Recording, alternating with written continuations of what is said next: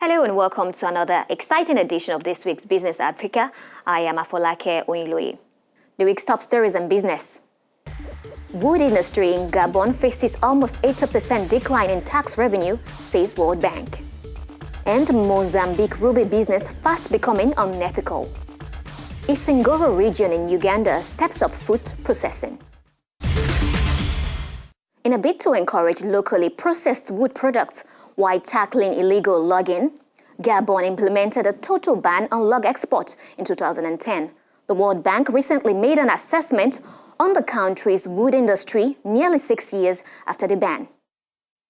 Here are the details on the impact of this measure from our newsroom. Gabon is keen to boost its wood export industry with efforts being made to promote the nation's local wood transformation sector.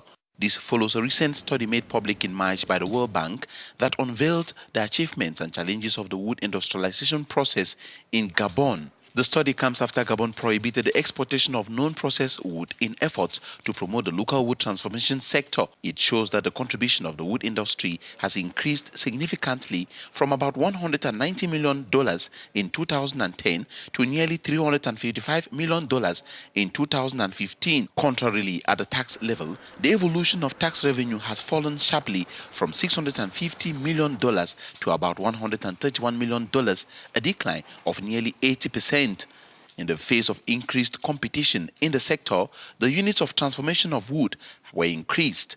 There were 82 in 2009 against 150 in 2015, with the creation of about 7,000 jobs. According to the World Bank, the process of the creation of a skilled labor force strongly requested in the sector is about to be forgotten. The institution recommends a large investment in the sector and the support of wood-related businesses, targeting 10 years for an estimated sum of about $90 million. The funds are expected to help in improving the growth of the wood industry. Serge Maurice Mampo, an economist, is joining us from Libreville, Gabon, to shed more light on that issue. Welcome to the program. In your opinion, what's the general assessment of this 7-year ban on log exports in Gabon? I must say that if one takes the figures and which have been presented, then yes, that's a priority. There has been an increase in the production of processed wood. There was also a reorientation of the exports because, for example, in 2008, Gabon's first customer was China, with more than 1 million cubic meters of wood, which was bought in Gabon. In 2012, Europe became the first customer of Gabonese wood product, with more than 40%, which was oriented towards the European Union. But as a macroeconomist, I am not satisfied with this information. I'll take a couple of elements and put them together. Between 2011 and 2012, and also in 2014, oil prices soared. They even climbed up to nearly $140 for a barrel of oil. And that resulted in the revenues of the Gabonese state increasing significantly.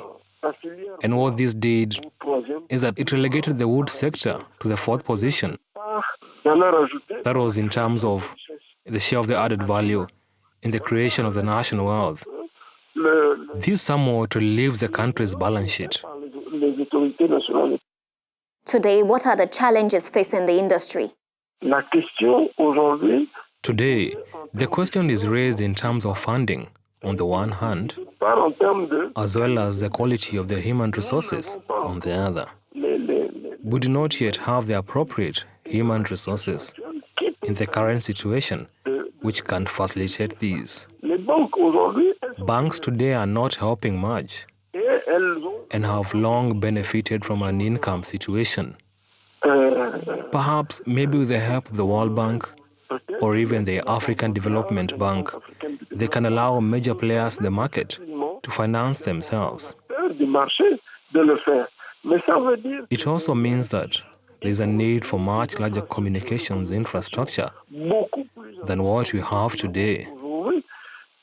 Similarly, we can rehabilitate the railway that stretches all the way to Franceville.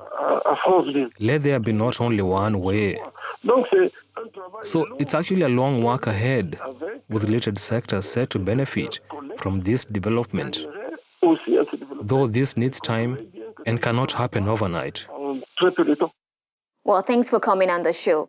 Later on the program, we'll be taking you to Montepuez in Mozambique, where the discovery of rubies has led to violence among miners. Details right after the break.